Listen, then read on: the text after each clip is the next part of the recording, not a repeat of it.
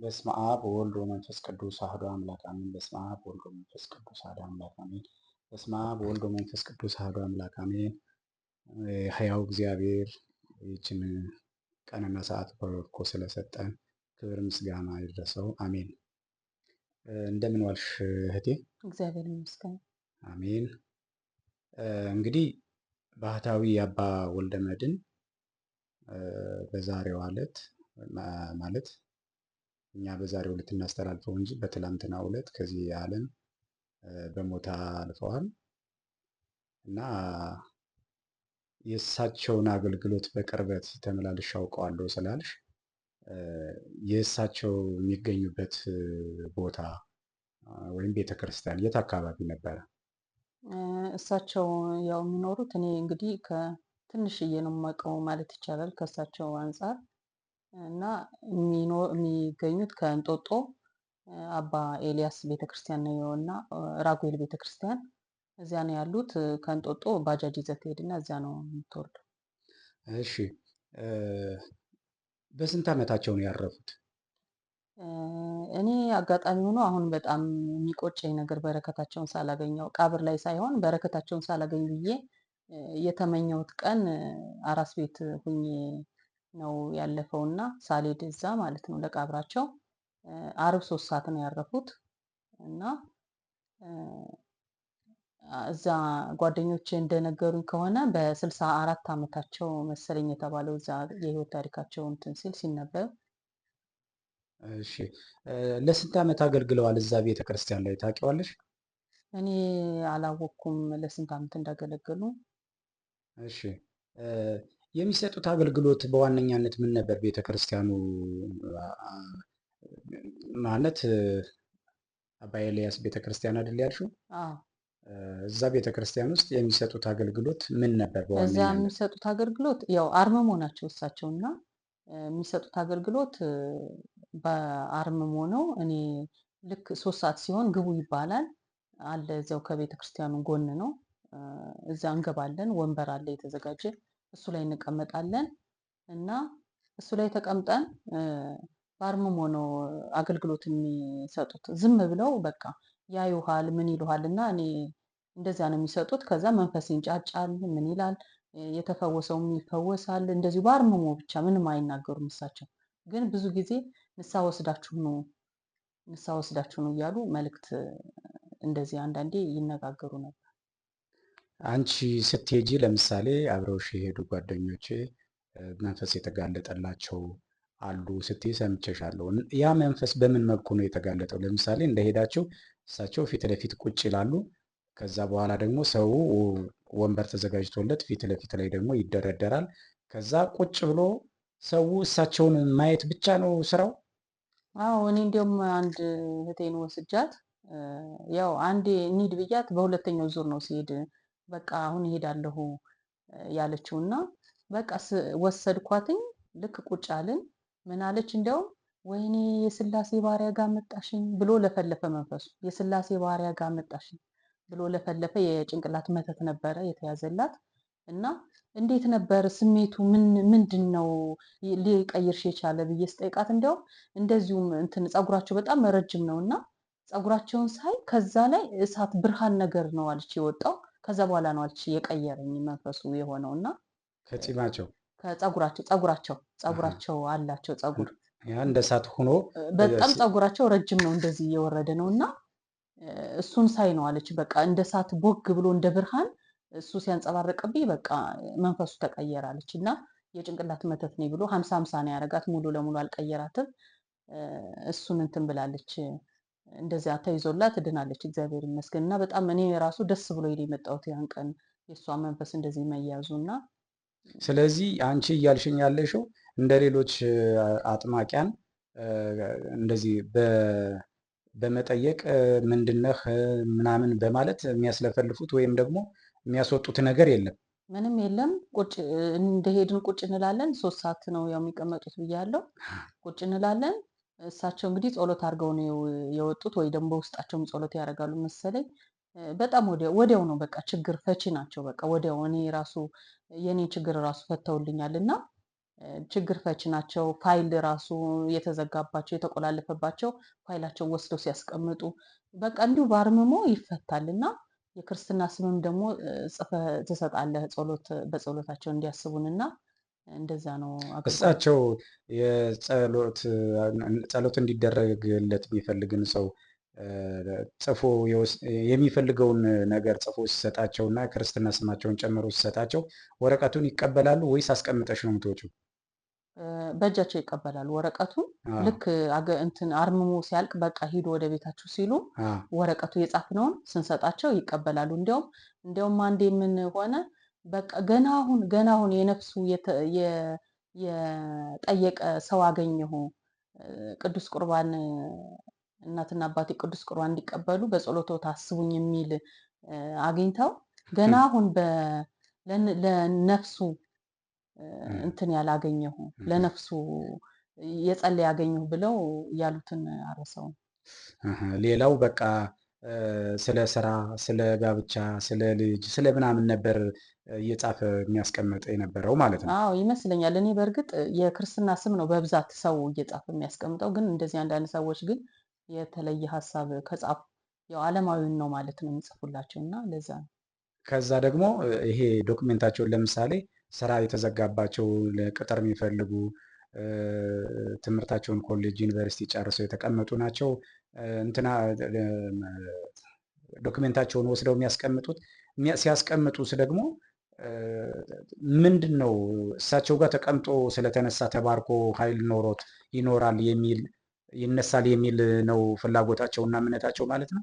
አዎ ማለት ፋይል ወስደህ ስታስቀምጥ ፋይል ብቻ አይደለም፣ በጀሪካን ራሱ ውሃ አስቀምጠህ ጸበል ሆኖ በጣም ብዙ ሰው ይፈውሳል። ወስደህ ትጠጣዋለህ። እና እንኳን ፋይል ማለት ፋይልም የተዘጋባቸው እንደዚህ የውጭ መንገድ የተዘጋባቸው ምናምን ካሉ እነሱ ፋይል አስቀምጠው እንደተባረከ ያው አምነው እምነትን የሚያድነው እና አምነው ሲሄዱ ይደረግላቸዋል። እኔም ብዙ ሰው አውቃለሁ። እሺ የሚቀበሉት የስዕለት ብር ወይም ደግሞ ሙዳየ ምጽዋት በቤተ ክርስቲያኑ በኩል ነው የሚገባው ወይስ ደግሞ እሳቸው ፊት ወስደሽ የምትሰጪው ምን ነገር አለ? ምንም የሚሰጥ ነገር የለም ለእሳቸው። ምንም ተሰጠውም አያውቁም። ሙዳየ ምጽዋት ግን አለ እዚያው ላይ ያው የቤተ ክርስቲያኑ ይሁን አላወቅኩም። ሙዳየ ምጽዋት አለ፣ እሱን ታስገባለህ እንጂ እሳቸው ምንም የሚሰጠው ነገር የለም። እሺ አሁን የህይወት ታሪካቸውና እንትናቸው ሲነበብ ምንድን ነው 3 ሰዓት ላይ የገቡበት ሰዓት ነው ወይስ ምንድን ነው? 3 ሰዓት ላይ እሳቸው ካረፉ በኋላ በእሳቸው ስም ጸሎት ይደረጋል ስትይ ሰምቼሻለሁ። የሄዱ ሰዎች እንደዛ ብለው ነግረውሻል? አዎ አሁን የቀብራቸው ጊዜ የሄዱ ጓደኞቼ ምን አሉ፣ እንትን አርብ 3 ሰዓት አለ እሳቸው ጋር ያው የተቀበሩትም እዛው ጸሎት ማድረጊያቸው ጋር ስለሆነ ያረፉት ስጋቸው ያረፈው እዛ ስለሆነ እዛ አርብ 3 ሰዓት ጸሎት አለ ብለው ሲሉ ሰምተናል ብለው ነግረውኛል። እኔ እንግዲህ ገና አራስ ቤቴን ስጨርስ ነው እዛ ሄጄ ልቅሶ የምደርሰው እንኳን አይባልም በረከት አግኝቼ የምመጣው ብዬ ነው የማስበው እግዚአብሔር ከፈቀደ። ስለዚህ አሁን አባ አርመሞ የተባሉት ሰው ያወጣላቸው እንደ ቅጽል ስም ነው ማለት ነው አባ ወልደ መድኅንን። ምክንያቱም ዝም ብለው ሳይናገሩ የሚኖሩና ሳይናገሩ የሚፈውሱ ወይም ደግሞ በጸሎታቸው ሰውን የሚያስቡ ከእግዚአብሔር የሚያስታርቁና ሰው የፈለገውን ነገር ያደርግ ዘንድ ከእግዚአብሔር ምልጃን የሚጠይቁ ስለሆኑ ሳይናገሩ ስለኖሩ ሳይናገሩ ስለሚፈውሱ ነው አባ አርመሞ ተብለው እንትን የተባሉት። እኔ አባ አርመሞ ነው አገልግሎታቸው። በእርግጥ ግን እኔ ራሱ ያወጣሁላቸው ስም አባ ኤልያስ ጋር እንሄድም እንዴ ነው የምለው እና የኤልያስ ቤተክርስቲያን ስላሉ ማለት ነው እና አባ ኤልያስ ነው የምላቸው። ግን አባ አርመሞም የተባለው ልክ አንቺ አባ ኤልያስ እንዳልሻቸው ሁሉ ዝም ያሉ ስለሆኑና በዝምታ ስለሚኖሩ አባ አርመሞ ተባሉ ማለት ነው። አዎ እንደዚያ ይመስለኛል እንጂ እዚያ ስንሄድ አባ ነው ምን አባ አሉ ገቡ አባ ብለን ነው የምንጠይቃቸው እዚያ ያሉ ጥበቃዎችን እንጂ አባ አርመሞ አንላቸው። እንግዲህ እግዚአብሔር ይስጥልን ይሄንን አይነት ምስክርነት ስለሰጠሽን እኚህ አባት ነፍሳቸውን ይማር እንኳ እንደው ስለተለመደ ካልሆነ የምንላቸው ነፍሳቸው የተማረው ባህታዊ ሆነው እዛ ባህት ላይ ሲገቡና ለሰው ሁሉ መትረፍ ሲጀምሩ ነው። ግን በረከታቸው ቡራኪያቸው ይድረሰን ነው የሚባለው እና የእኛ አባት በረከት በሁላችን ላይ ይደር። እሳቸውን የመሰሉ ሌሎች አባቶች በስጋ ያሉ የሰውን ችግርና ንስሐ ሁሉ ወደ እግዚአብሔር የሚያደርሱ አባቶችን ያብዛልን ፈጣሪያችን ኢየሱስ ክርስቶስ። አሁንም ደግሞ በየሄድንበት ሁሉ እንደዚህ አባቶችን አግኝተን የምንገለገል ቅድስት ቤተ ክርስቲያንም እነዚህን አይነት አባቶች አትጣብን። አሜን። እናመሰግናል። እሺ ሌላ ምትጨምሪዋለሽ? እና እኒህ አባት እኔ በአንድ ቀን ነው የኔም ምላሽ የሰጡኝና ምንድነው ዓለም ያልዘመረላቸው አባቶች ብዙ አሉ። እውነት ለመናገር እኒህ አባት ዓለም ገና አልዘመረላቸውም፣ ዓለም አላወቃቸውም እና እግዚአብሔር ግን አንድ ቀን ክብራቸውን እንደ ግብፃዊቷ ማርያም ክብራቸውን የሚገለጽበት ጊዜ ይመጣል ብዬ አስባለሁ እና አባ ገብረ ሚካኤል የሊንጫውንም እሳቸውም ዓለም ያልዘመረላቸው አባ ናቸውና የእሳቸውንም ሌላ ቀን እንደዚህ አቀርብላቸው። በጣም ጥሩ። የእሳቸውን ራሱን የቻለ ፕሮግራም እናዘጋጃለን። ዓለም የሚዘምርለት እንኳ ስንት አለ። እኚህ ድምፃዊም ወይም ደግሞ ሌላ ዓለማዊ እዩኝ እዩኝ የሚሉ አይደሉም። አንደኛ ዝም ያሉትም ክብራቸው በሰማይ እንጂ በምድር እንዳይሆን ነው። ሁለተኛ ደግሞ እንደዚህ እወቁኝ እወቁኝ አይሉም። እንደዚህ ዓለምን ትተው ንቀው ወደ እግዚአብሔር የተጠገው አባቶች ዘምሩልኝም አይሉም። ለሰው መትረፍ ነው እንትን የሚሉት። እንደገና በከንቱ ውዳሴ መውደቅም አይፈልጉም። ምክንያቱም ብዙ ጊዜ አባቶች ወደ በዓት ሲሄዱ ወይም ወደ ምናኔ ሲሄዱ የሚፈተኑባቸው ብዙ ነገሮች አሉ። ለምሳሌ በፍቅረ ነዋይ በገንዘብ ይታለላሉ። ከዚህ የሚሄድ ሰው ይችን እንኩ እስኪ ለዚች እያለ የሚሰጣቸው በዚህ ተታለው ብዙ ገንዘብ ባገኙ አጋጣሚ ምንኩስናን ትተው እንዲወጡ ሰይጣን ይፈትናል። በዝሙትም ደግሞ እንዲሁ ሊፈትን ይችላል። ይህን ሁሉ ግን ብዙ ጊዜ ያሸንፉታል፣ ፈተናው ጠንከር ብሎ ቢቀርብም። አንዳንዴ ግን ይሄ ከንቱ ውዳሴ የሚባለው እንትን ግን በጣም የሚፈታተናቸውና ብዙ ጊዜ ሊጥላቸው እንትን የሚገዳደራቸው ከንቱ ውዳሴ የሚባለው ነውና አሁን ይሄንን ያነሳሁት ለምንድን ነው? ዓለም ያልዘመረላቸው ስትይ ነው። እና ውዳሴ መነኮሳትን የሚያሰናክልና ከወጡበት የሚያወርዳቸው ስለሆነ ይሄንን አይፈልጉም። እሳቸውም ደግሞ ይሄ ሳይጥላቸው ሳያሰናክላቸው ከነ ክብራቸው ከነ ማዕረጋቸው እግዚአብሔር ወስዷቸዋል። ይሄን ያደረገ አምላክ ክብሩ ለሱ ይሁን።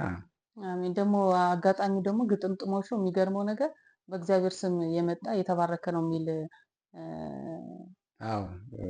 ሆሳና በአርያም ሆሳና በአርያምን ስናከብር እሳቸውም እውነት ለመናገር በእግዚአብሔር ስም ነው የሄዱትና ይህን ግጥምጥሞሽም ለመናገር ነው ይህን ዘንባባ ያረኩት እንጂ እኔ ቤተክርስቲያን አልሄድኩም። ዛሬ ልጆቼ ናቸው ከቤተክርስቲያን ያመጡልኝ እና ለዚያም ብዬ ነው ምን አይነት ጻድቅ ናቸው።